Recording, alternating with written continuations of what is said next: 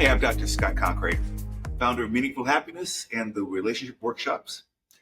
Today I'm going to talk to you about what might feel to be an intellectual or kind of academic set of stuff to talk about, but it's really about your feelings.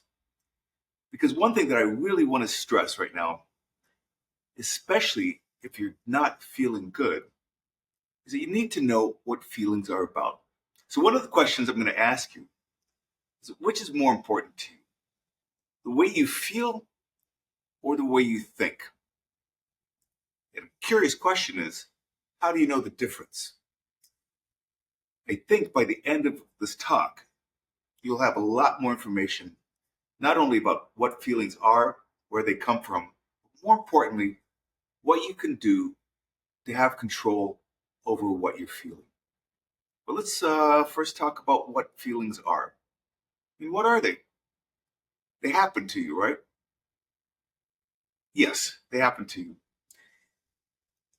Just like thoughts happen to you. But again, what are they? Well, what they are their reactions to stimuli. So, for instance, if you're in the car and you're driving up 85, any highway, and somebody honks at you, you can have a startle response, right? You're responding to a stimuli. That's what we call an affect. It's the affect of startle. If somebody then slams on their horn and they keep pressing on the horn, what are you going to start feeling? In all likelihood, you're going to start feeling angry. And that's a reaction to a stimuli, to being this person laying on the horn. In some ways, it's bigger than you. You really don't have much choice because that's how we're wired. If in the same traffic, a car swerves over towards you, you react with fear. You don't think about acting with fear. You react with fear. That's the affect of fear. And an affect, just like the startle affect, is a biologically based feeling state. We don't have control over those feeling states. And this is an important statement because I'm going to come back later and talk about the difference between an affect, which is a response to a stimuli. What gets set off after that, which is a bunch of memories, which then basically become our emotions. But the immediate reaction to what's happening around us is an affective response. And there are 9 of them. I'm showing 10 fingers. I don't know which one to put down, but 9. We have 9 affects. I will go into detail about those later on. But right now, the point that I want to make is that when it comes to feelings, you don't really have any choice about them, except once you notice what that affect is. And by the way, once you notice your reaction to that stimuli, whether it's startle or surprise or fear or disgust or anger or interest or enjoyment, once you have that, you get to make a choice what to do with that. That response of noticing it is, by the way, called a feeling. That's what a feeling is. You have an affective response.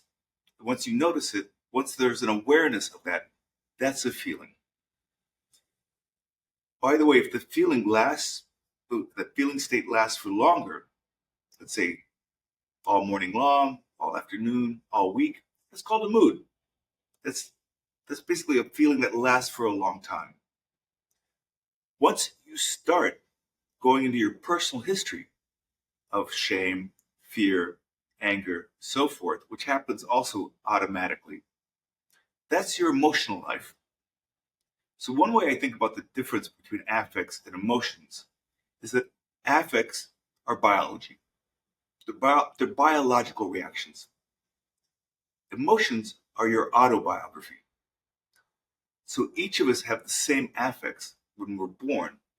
And you'll see them, by the way, on every baby's face. Every parent who's ever raised a child knows these 9 affects because they know them intuitively with dealing with the child. And we also are wired biologically to react to infants in all of their affects, because with infants, they are pure affects.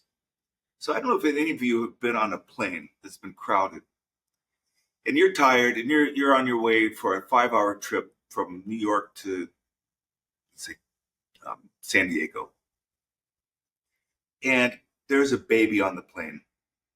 Now, this baby, let's say in the waiting room, in the lobby, this baby's smiling at you. You're automatically going to smile back, because we are wired to smile back at interested, warm, smiley babies.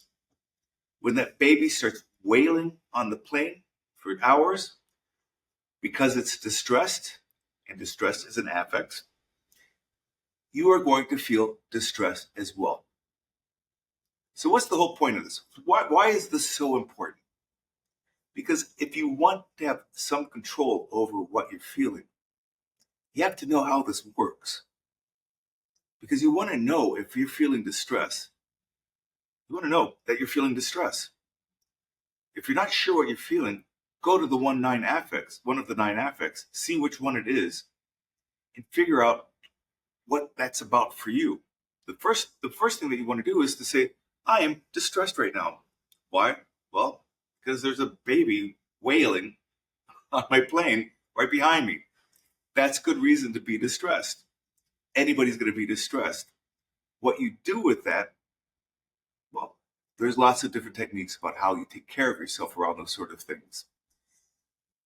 One of the things that happens when we're distressed, or when we're feeling ashamed, when reacting when somebody hurts our feelings, is that because we so dislike the feelings of shame and distress, because we feel like they're happening to us and we have no activity, we have no agency around it. I mean, I cannot stop a crying baby on a plane, nor can you.